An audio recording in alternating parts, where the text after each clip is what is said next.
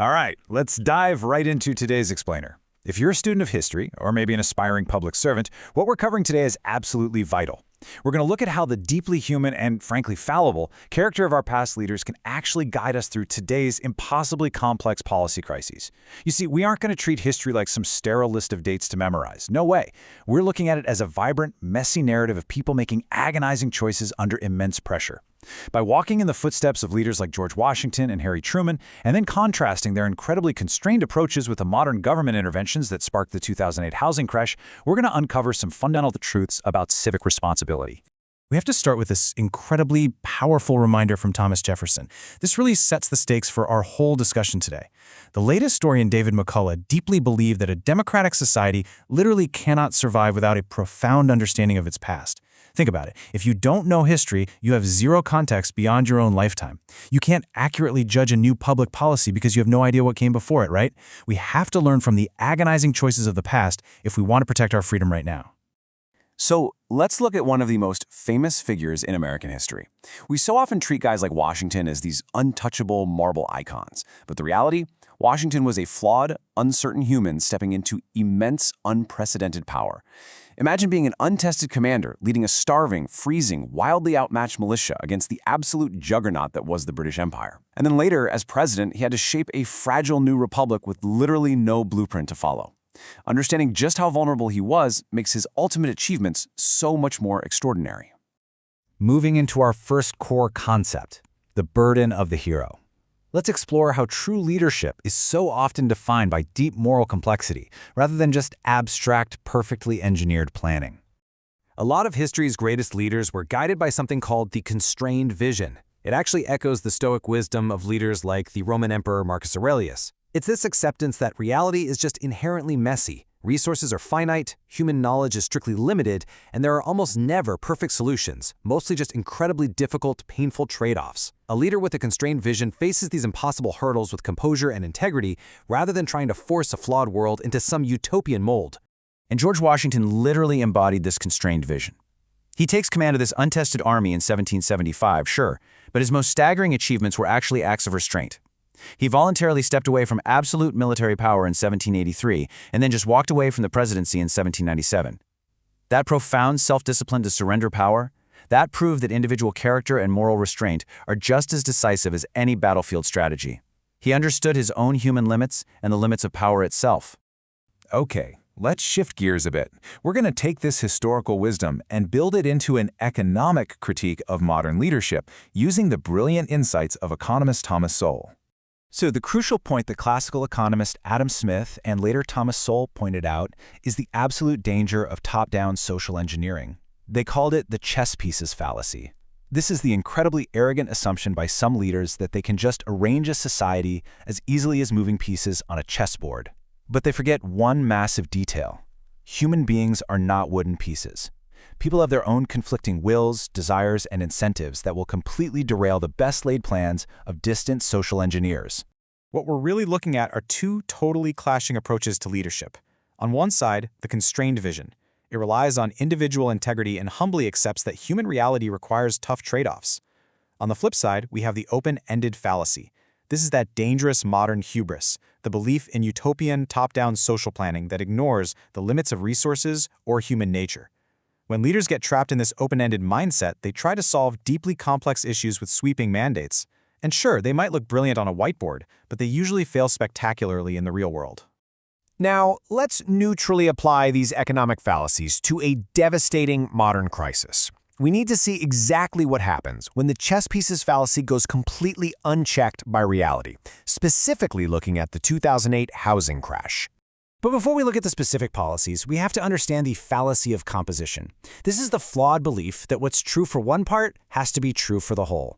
Think about being at a baseball game. If you stand up, you get a much better view, right? But if you mandate that everyone stands up, well, nobody gets a better view, and now everyone's legs are just tired.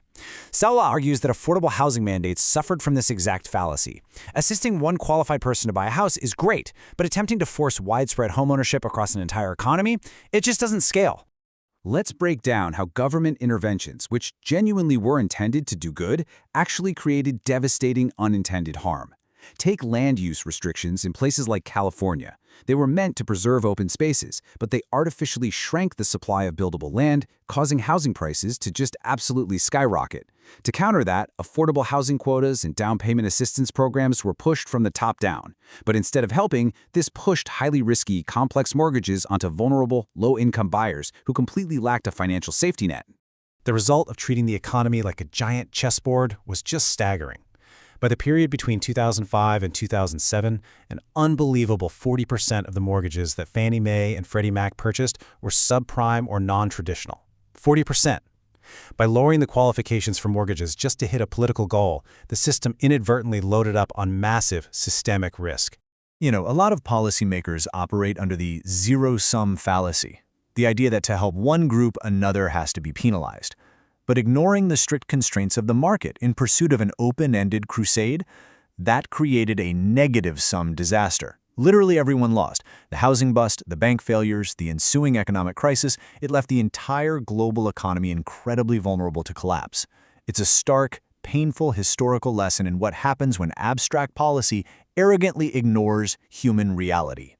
To find our way back from that kind of architect's hubris, let's look at another profoundly human narrative.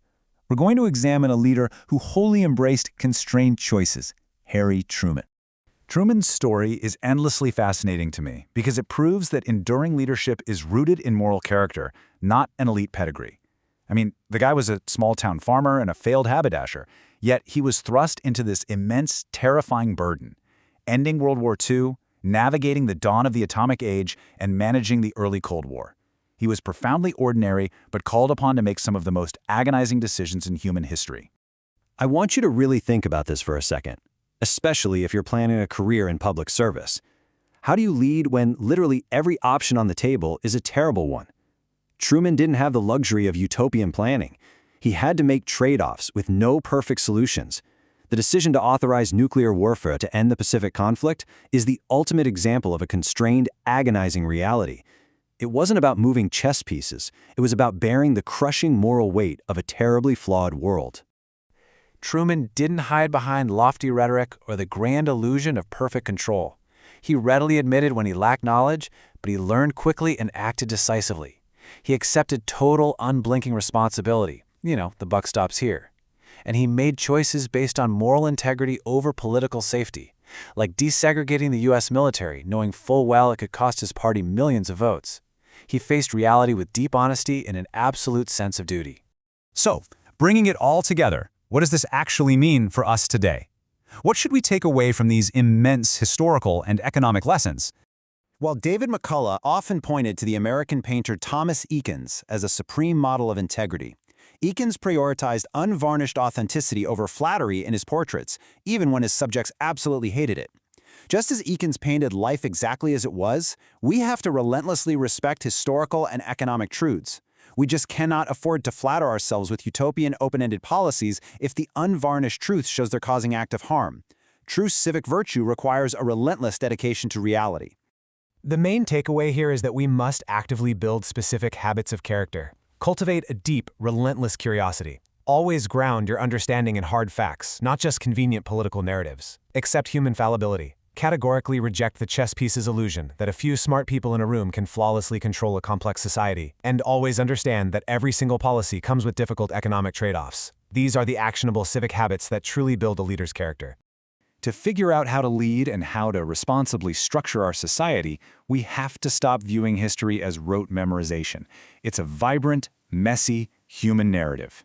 Whether it's Washington surrendering his sword, Truman agonizing over the atomic bomb, or everyday citizens navigating the painful fallout of the 2008 housing crash, history is driven by deeply human choices, strict constraints, and inescapable consequences. I'll leave you with this final, provocative thought to chew on. When you look at the policies shaping our world today, ask yourself, are our modern leaders willing to accept the constrained, messy reality of human nature? Or are they going to continue to chase the open-ended fallacy, moving us around like helpless chess pieces? The answer to that is absolutely going to dictate our economic stability and our freedom for generations to come. Thank you so much for joining me for this explainer. Keep questioning, keep learning, and I'll catch you next time.